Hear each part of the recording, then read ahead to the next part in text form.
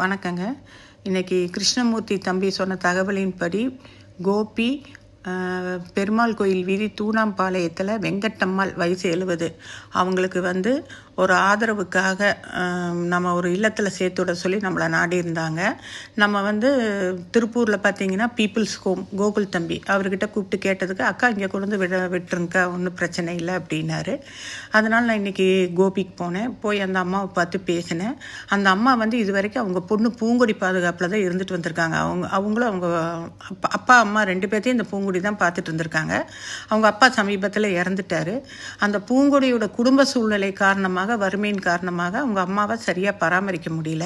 அதனால் அவங்க இல்லத்தில் சேர்த்தோணுன்னு அவங்க நம்மக்கிட்ட சொன்னாங்க. ஆனால் அவங்க பொண்ணுக்கும் அது கஷ்டமாக தான் இருந்தது அவங்க அம்மா விடுறதுக்கு. ஆனால் வேறு வழி இல்லை. அவங்க குடும்ப சூழ்நிலையும் கொஞ்சம் ரொம்ப கஷ்டமான சூழ்நிலை. உடனே அந்த அம்மாவுக்கு நான் ஆறுதல் சொல்லி அந்த பாட்டிமாவுக்கு அந்த பாட்டிமாவும் என்கிட்ட நிறையா பேசினாங்க. மனசு விட்டு நல்லா பேசினாங்க. நானும் அவங்களுக்கு ஆறுதல் சொல்லிவிட்டு அவங்கக்கிட்ட ஒரு லெட்ரு எழுதி வாங்கிட்டு அந்த பாட்டிமாவை கூட்டிகிட்டு வந்தேன். பார்த்திங்கன்னா அந்த பாட்டிமாவுக்கு 70 வயசுனாலும் அந்த காலத்து சாப்பாடு, அதனால் அவங்க தனியாக நடந்து வந்தாங்க. அந்த வீதியில் இருக்கிற ஒரு தாத்தா சொன்னார், அவங்க 4:30 மணிக்கெல்லாம் போய் டீ வாங்கி குடிப்பாங்க அப்படின்னு. அந்த மாதிரி இருந்துட்டு வந்தாங்க. அவங்க பொண்ணுக்கு அவங்கள விடுறதுக்கே கொஞ்சம் மனசு கஷ்டமாக தான் இருந்திருக்கு. வேறு வழி, வேறு என்ன பண்ணுறதுன்னு தெரியல.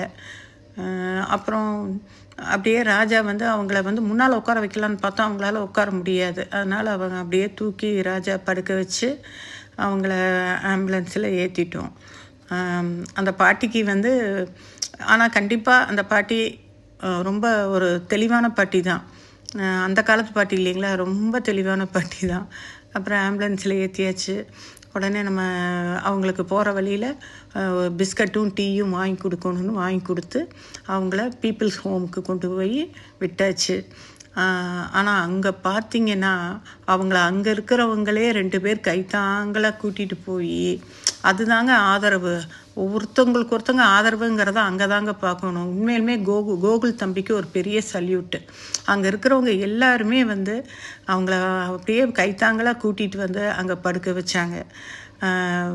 ரொம்ப சந்தோஷமாக இருந்தது. இன்றைக்கி ஒரு நல்ல ஒரு நாளாக எனக்கு அமைஞ்சுது. ஒரு ரொம்ப சந்தோஷமான நாளாக இருந்தது இன்றைக்கி. நன்றிங்க.